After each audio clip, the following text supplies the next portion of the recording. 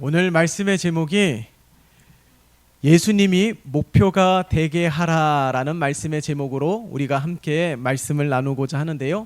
오늘 이 말씀의 제목과 우리의 특송으로 하나님을 찬양했던 이 곡이 딱 맞는 것 같습니다.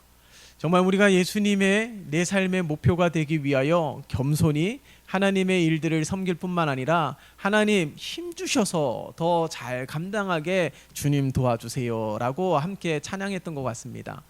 오늘 이 시간에 우리가 하나님을 예배하면서 오늘 우리 이 본문의 말씀을 통하여 우리에게 말씀하여 주실 때에 세미한 음성까지 들으시고 아멘으로 응답하면서 하나님 앞에 온전히 서는 우리 모두가 되시기를 예수님의 이름으로 축원합니다.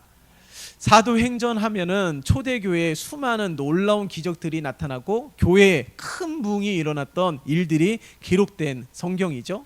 이 사도행전을 보면 놀라운 것은 예수를 믿지 않는 사람들이 예수를 믿는 사람들을 바라보면서 저들은 그리스도인이라라는 별칭을 지어줬습니다. 아니, 믿지 않는 이들 눈에도 다른 것을 깨닫고 발견할 수 있었다라는 사실에 굉장히 놀라움을 감출 수가 없는 것이죠. 저때 당시에 예수를 믿는 자들은 과연 어떻게 살았으면 믿지 않는 이들에게 정말 다른 구별된 삶을 살아갈 뿐만 아니라 믿지 않는 이들에게 감동을 주는 삶을 살아갈 수 있었던 그 비결이 무엇일까요? 이때 당시와 오늘날의 예수 믿는 자들의 삶은 다를까요? 똑같을까요? 차이가 있을까요? 말씀을 묵상하다가 궁금했습니다. 이때 당시에 예수를 믿는 이들은 간절했을까요? 예수를 믿는 이들은 늘 하나님을 사모함으로 살았을까요? 오늘날 예수를 믿는 이들과 이때 당시 예수를 믿는 이들은 크게 다르지 않았을 것입니다. 그러나 오늘 이 성경 속에서 기록된 초대교회 성도들의 삶 가운데서는 하나님의 살아계신 역사가 나타났었고 우리들의 삶 가운데서는 하나님의 역사가 무미하게 건조하게 나타나고 있다는 사실에 우리가 주목할 필요가 있다는 사실이에요. 그렇더라면 오늘 말씀의 제목에 비추어서 바라볼 때에 나는 정말 예수를 믿는 사람인가? 아니, 예수가 나의 삶의 목표가 되고 있는지에 대하여 우리는 냉정하게 물어야 될 것입니다. 여러분, 예수를 믿는다라는 것은 어떻게 알 수가 있을까요? 우리가 식사할 때 식사 기도를 통해서 저 사람은 예수를 믿는구나 라는 것을 알게 될까요? 물론 대다수는 다 그렇게 압니다. 겉으로 보여지는 드러나는 모습을 통해서 아니, 저 사람이 예수를 믿는구나 라는 것을 알 수가 있는 것이죠. 하지만 그것은 분명한 기준이 되지 못합니다. 성경을 보세요. 성경을 보면 예수 믿는 사람들, 아니 하나님께서 우리들에게 원하고 계시는 진정한 예수 믿는 자들의 삶에 대하여 성경은 우리들에게 끊임없이 말씀하고 있습니다. 단순히 겉으로 보여지는 식사 기도를 하는 것을 통해서 나는 예수를 믿습니다 라는 것을 알리는 것이 아니라 성경을 보면 항상 기뻐하고 범사에 감사하고 오늘 말씀 속에서도 나오지 않습니까? 사람보다 하나님께 순종하고 오늘 말씀 속에서도 나오듯이 우리 주님을 왕으로 구주로 모시면서 살아가는 것, 하나님의 뜻을 행하며 살아가는 것, 바로 그러한 삶이 예수 믿는 삶인 것을 우리들에게 말씀하고 있는 것이에요. 그러니까 겉으로 드러나는 모습보다 드러나지 않는 모습이 더 많이 있다라는 사실입니다. 겉으로 드러나는 모습은 너무 부족한 거예요. 오히려 드러나지 않는 삶을 통하여서 예수의 향기를 내고요, 예수의 편지가 되어서 오히려 나는 입 한 번 뻥끗하지 않았음에도 불구하고 나를 통하여 복음이 증거가 되고 나를 통하여 예수를 믿고자 하는 결단을 하게 되고 나를 통하여 나도 한번 교회에 나가고 싶다라는 그런 마음을 갖게 됨을 우리는 성경을 통하여 알 수가 있는 것입니다. 물론 초대교회 성도들이 정말 열정적으로 복음을 위하여 살았습니다. 증거하였습니다. 증거하지 아니하고는 견딜 수 없는 마음들을 가지고 있었습니다. 그러하기에 가는 곳곳마다 주의 말씀이 선포될 때에 귀신이 떠나가고 수많은 병자들이 고침을 받는 하나님의 놀라운 역사가 나타나게 되었다라는 사실을 우리는 잊으면 안 되는 거예요. 여러분, 다시금 우리가 예수를 믿는다라는 것, 정말 내가 예수 잘 믿고 있구나 라고 자신 있게 이야기할 수 있는 삶이 되어야 되는 것이죠. 하지만 우리들은 너무나도 부족합니다. 예수를 믿는다라는 사실을 자신 있게 알리는 것조차도 꺼려하는 삶을 살아가고 있기에 우리들이 하나님 앞에 섰을 때에 내가 정말 예수를 나의 구주로 고백하고 있는 삶인지, 정말 내 삶의 왕으로 모시며 살아가고 있는 것인지 우리들은 살펴야 되는 것이죠. 그렇기 때문에 오늘 이 본문의 말씀을 통하여서 우리는 다시금 우리의 삶을 살피면서 예수 믿는 삶뿐만 아니라 정말 예수가 내 삶의 목표가 되는 귀하고 복된 삶이 되시기를 예수님의 이름으로 축원합니다. 이 삶에 분명한 목표가 있는 분들을 가만히 살펴보면요, 이 삶의 시간들을 쪼개어서 허투루 살아가지 않고 있다는 사실을 발견할 수가 있습니다. 저들은 아침 일찍부터 일어나서 늦게까지 자신의 삶의 목표가 있기 때문에 그 일을 위하여서 정진하고 있거든요. 자신의 삶의 목표가 있기 때문에 때로는 넘어진다 할지라도, 때로는 실수한다 할지라도 낙심하지 않습니다. 훌훌 털어버리고 다시금 달려가요. 왜냐하면 자신의 목표가 있기 때문에, 자신의 인생의 목표가 있기 때문에 지금 실수한다 할지라도, 지금 넘어진다 할지라도 내 인생은 지금 끝이 아니기 때문에 그런 것이죠. 내 인생의 목표가 있는 이들은 지금 현 상황을 바라보면서 모든 것을 판단하지 않습니다. 마치 내 인생이 결정된 듯이 그렇게 판단하지 않는다라는 거예요. 내 인생의 목표가 있는 자들은 그 목표가 이룰 때에, 그리고 그 목표가 있는 자들의 삶은 목표가 이루어졌을 때에 그걸로 끝이 아니라 또 다른 목표를 세워서 계속해서 자신의 삶에 한 단계 한 단계 업그레이드 될 수 있도록 그렇게 힘쓰고 있다라는 사실이죠. 예수 믿는 사람들은 이와 같이 살아야 되는 것 아니겠습니까? 예수가 내 삶의 목표가 된다라면은 예수님이 어떻게 사셨는지에 대하여 궁금해야 되는 것이고, 성경을 통하여 예수님은 어떻게 열심을 냈는지, 어떻게 살았는지에 대하여 다시금 조명하면서 내 삶을 비추어 보아야 되는 것이죠. 여러분, 예수님의 삶은 오늘 본문 29절에서 말씀하고 있는 것처럼 철저하게 하나님께 순종하며 살아가고 있었다는 사실을 잊으면 안 되는 거예요. 여러분, 예수 믿는 사람들 하면은 대표적으로 나타나는 게 뭐예요? 착하다, 성실하다. 그게 대표적인 삶의 특징이 아니겠습니까? 그런데 아무리 착하고 아무리 성실하게 생활한다 할지라도 내 마음에 예수가 없으면 그것이 죄라는 거예요. 성경을 보세요. 아무리 능력이 있어서 귀신을 쫓아내고 수많은 권능을 행한다 할지라도 우리 주님이 말씀하시잖아요. 내가 도무지 너를 알지 못하는도다. 능력을 행하며 정말 저분과 주님이 함께 하시는구나, 그를 통하여 수많은 기적과 이적이 나타나면 하나님이 저와 함께 하셔서 이런 기적과 이적이 나타나는구나 라고 생각을 합니다.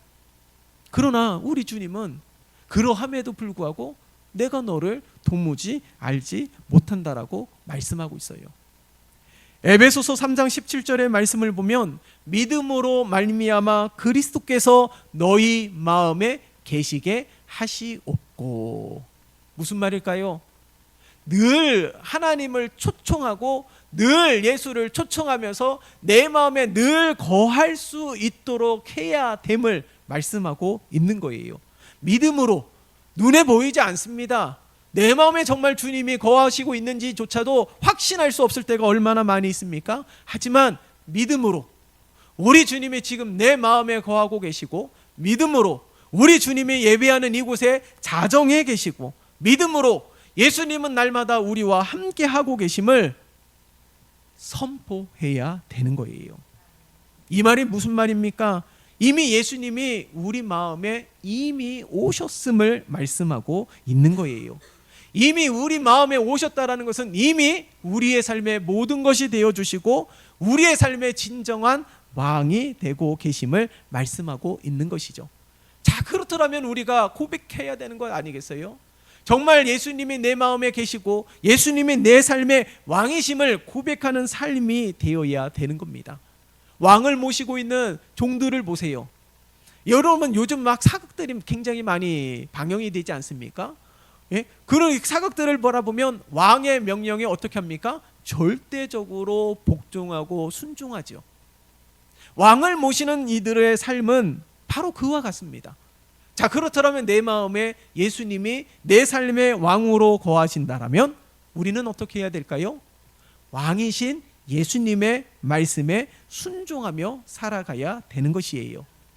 주님이 왕이라면 그 어떤 명령이라도 우리는 따를 준비가 되어 있어야 되는 것입니다. 왕을 모시고 사는 자들이기 때문에 왕의 음성에 항상 귀를 기울여야 되는 거예요. 그게 바로 왕을 모시고 살아가는 자들의 삶입니다. 그렇기 때문에 우리들은 함부로 말을 하거나 하면 안 되는 거예요. 어떤 이는 이렇게 이야기합니다. 자신은 이중적이지 아니하고 자신은 위선적인 사람이 아니기 때문에 마음에 품은 대로 생각하는 대로 다 말을 한다라고 이야기를 해요. 정말 그런 것 같습니다. 그런데요, 생각하지도 아니하고 마음에 품은 대로 생각하는 대로 다 말을 한다라면은 자신은 남들에게 정직하고 솔직하고 위선적이지 아니하고 이중적이지 않은 마음을 품었다 하지만은 필터링하지 않는 말을 통하여 다른 이들은 상처를 받을 수 있다라는 생각을 늘 가져야 되는 것이죠. 아무도 몰라요. 본인은 자신은 이중적이지 아니하고 위선적이지 아니하고 솔직하게 이야기하지만 다른 이들은 그 말 때문에 상처를 받을 수 있다라는 사실을 우리는 기억해야 되는 것입니다. 여러분, 그렇기 때문에 우리 모두는요, 이 뱀이 하와를 유혹할 때도 생각을 해보세요. 하나님의 말씀을 전혀 알지 못했던 것은 아닙니다. 분명하게 하나님의 말씀을 알았음에도 불구하고 뱀의 유혹하는 그 음성을 듣고 하나님의 말씀을 분별하지 못했기 때문에 결국에는 미혹되게 된 거예요. 여러분, 내 마음에 주님이 계시다라는 것은요, 내 마음이 품은 대로 내가 생각하는 이 모든 것들을 분별할 수 있는 지혜가 있어야 되는 것입니다. 내 마음이 생각나는 대로 내 마음이 품은 대로 말을 한다라면은 그것은 성숙하지 못한 사람이라고 말을 할 수 있는 거예요. 예수를 믿는 사람들은 정말 함부로 말하지 않습니다. 고린도전서 13장을 가리켜서 사랑장애라고 말하지 않나요? 거기에 보면은 사랑장애 말씀을 읽어보면 사랑에 대하여 15가지 품성들이 기록되어 있습니다. 거기에 말씀들을 가만히 살펴보면 무례히 행하지 않는 것, 성내지 않는 것, 악한 것을 생각하지 아니하며, 이렇게 사랑에 대하여 전하고 있다는 사실이에요. 이것이 진정으로 사랑입니다. 사랑을 행하는 사랑이기도 하지만 예수 그리스도의 사랑, 다시 말해서 예수를 믿는 자들의 삶의 품성, 인격에 대하여 말씀하고 있다는 사실을 잊으면 안 되는 것이죠. 정말 예수님을 사랑하는 사람은 예수를 믿는다 하여도 예수님을 사랑하는 사람과 그렇지 않은 사람은 정말 다른 것을 알 수가 있는 것입니다. 그러므로 우리들의 입술에 파수꾼을 세워야 되는 거예요. 여러분, 내가 말하는 것이 얼마나 무서운지를 알아야 되는 거예요. 여러분, 그 시험도 있잖아요. 실험도 있지 않습니까? 식물과 쌀, 아니 물 분자도 내가 말하는 것에 반응을 합니다. 사랑해 라고 하면 반응을 하고요, 저주하고 미워해 하면 물조차도 반응을 해요. 식물조차도 반응을 합니다. 아니, 우리가 지금 반려견, 동물, 외환동물들을 많이 키우지 않습니까? 외환동물들도 자기를 사랑하는 사람을 알아요. 자기를 미워하는 사람을 알고요. 그렇기 때문에 여러분, 우리가 정말 예수를 믿는다라고 말하는 것은 내가 굳이 말하지 않아도 알 수가 있는 것이죠. 아, 저 사람은 정말 예수 믿는 사람 같아. 저 사람은 정말 예수를 믿지 않는 사람 같아. 저 사람은 정말 교회 다니는 것 같아 라고 한다라면은 분명히 나중에 알고 보면 저분은 반드시 예수를 믿는 사람이 맞더라고요. 교회를 다니는 사람들이 맞더라고요. 정말 교회를 다니는 사람, 예수를 믿는 사람들은 다릅니다. 그렇기 때문에 우리의 마음에 주님이 거하시고 내 마음에 왕으로 임하고 계시는 주님을 모신다라면 내 마음의 생각을 분별할 수 있는 지혜가 있어야 될 줄 믿습니다. 그렇게 날마다 우리 주님의 말씀하시는 것에 귀 기울이면서 나의 마음과 생각을 분별하여서 하나님의 영광이 되는 복된 삶이 되시기를 예수님의 이름으로 축원합니다. 뿐만 아니라 주님이 내 마음에 계신다라는 것은 무엇을 의미하냐면 언제나 우리에게 말씀하고 계시다라는 거예요. 주님이 멀리 있는 것이 아니라 내 마음에 계시기 때문에 우리 주님은 언제나 우리에게 말씀하십니다. 내가 일하고 있는 중에라도, 내가 운전하고 있는 중에라도, 내가 교제를 나누고 있는 중에라도 하나님은 시시때때로 우리에게 말씀하고 있다는 사실을 잊으면 안 되는 거예요. 그러나 아쉬운 것이 있습니다. 그것이 무엇이냐면 우리 주님이 언제나 우리에게 말씀하시지만은 그 음성이 주님의 음성인 줄 확신하는 이들은 그렇게 많지 않다라는 사실입니다. 여러분 집에서 초인종을 누르면은 밖에서 누구세요? 라고 했을 때 밖에서 대답을 하게 되면 그 음성 듣고 가족이라면 알지 않습니까? 아들이구나, 딸이구나, 남편이구나, 아내이구나. 가족이라면 알 수가 있어요. 그 음성만 들어도 누군지 알 수 있다라는 사실이죠. 마찬가지입니다. 주님이 내 마음에 계시다라면 우리는 주의 음성에 귀를 기울이면서 주의 음성을 분별할 수 있음을 우리들에게 말씀하고 있는 거예요. 때로는 전혀 들리지 않을 수도 있습니다. 그것이 믿음이 없는 것이 아니에요. 그러나 언제나 말씀하고 계시다라는 주님의 음성이 있음을 확신하시면서 이 세미한 음성까지 들으려고 하는 수고가 있어야 되는 거예요. 여러분 세미한 음성, 마음의 감동이 있습니까? 그러면 그것을 붙잡아야 되는 것이죠. 왜 그렇습니까? 그것이 바로 나를 생명의 길로 인도하는 하나님의 말씀이기 때문에 그런 것이죠. 그렇기 때문에 내 마음에 세미한 음성이라도 그 음성에 귀 기울여 듣고 그 음성을 붙들고자 하는 거룩한 수고가 우리에게 있어야 될 줄 믿습니다. 주의 음성을 들어야지 우리가 올바른 길로 인도함을 받을 수 있는 거예요. 주의 음성을 들어야지 미혹되지 않을 수 있는 것입니다. 그런데 그 음성이요 나에게만 들려집니까? 여러분 간혹가다 환상을 보고 음성을 보는 분들 참으로 귀하죠. 그러나 그것이 나에게만 주시는 은혜로만 여기면서 그것을 통하여 남을 분별합니다. 믿음이 없고 믿음이 있고 그렇게 분별하는 것은 건강한 신앙이 아니에요. 주님이 정말 나에게 말씀하셨습니까?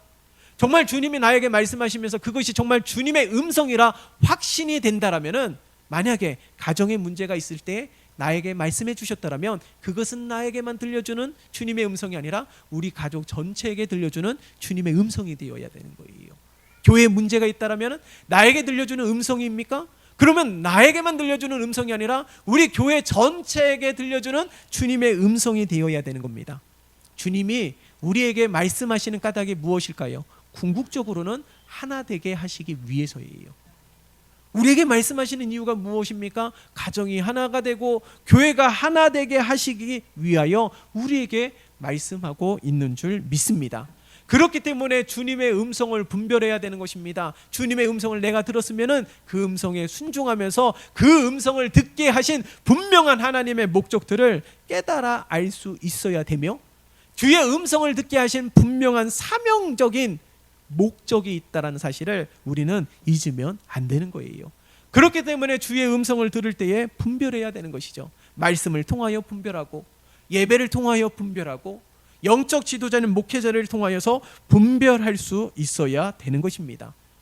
다시 말해서 우리 주님이 말씀하실 때에 그것은 나에게만 들려주시는 것뿐만 아니라 그것을 통하여 하나 되게 하시며 하나님의 나라를 이루게 하시기 위한 분명한 하나님의 목적이 있음을 잊으면 안 되는 것이에요. 그렇기 때문에 여러분 우리 마음이 주님의 음성이 들려졌음에도 불구하고 주의 말씀이 허락되었음에도 불구하고 우리 모두가 하나가 되지 않는다면 어떻게 해야 될까요?